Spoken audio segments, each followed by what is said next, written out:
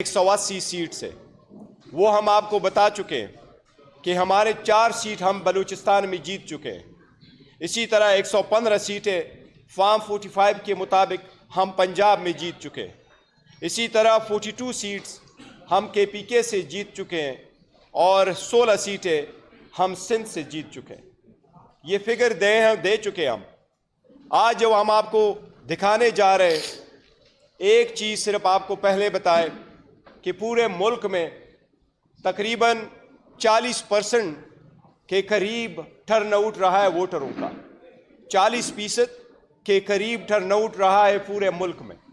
हम आपको कुछ कंस्टिट्यूएंसी का फिगर दिखाएंगे जो सुप्रीम कोर्ट ने कई मरतबा अपनी जजमेंट में ये कहा है कि ये अननेचुरल टर्नआउट है।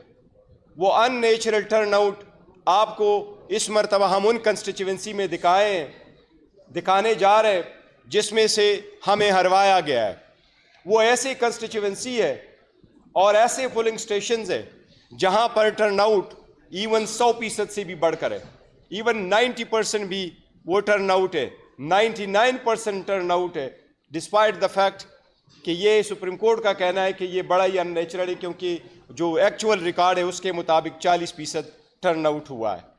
उसके साथ आपको ऐसे फार्म 45 से मुवाजना कराएंगे कि फार्म 45 के कानून यही है कि फार्म 45 जब प्रिजाइडिंग अफसर बनाता है उसमें एंट्री उन वोटों का करता है जो एक कैंडिडेट सिक्योर कर चुका होता है।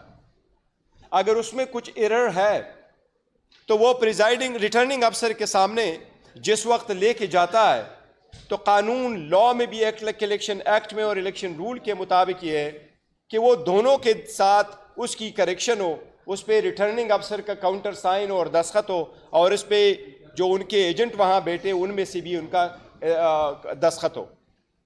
हम आपको वो भी दिखाएंगे जिससे आपको जाहिर हो जाएगा कि धांधली किस तरीके से की गई है। इवन फार्म 45 में किस तरह तगय्युर और तबद्दुल किया गया है जो हम आपको दिखाएंगे। इसका ज़्यादा टाइम मैं दूंगा, तैमूर जगड़ा साहब आपको ओवरऑल देंगे और सलमान अकरम राजा साहब आपको स्पेसिफिकली नेशनल असम्बली के मुताबिक आपको वो फैक्ट्स एंड फिगर देंगे। अगर पहले तैमूर जगड़ा साहब कर ले तो उसके बाद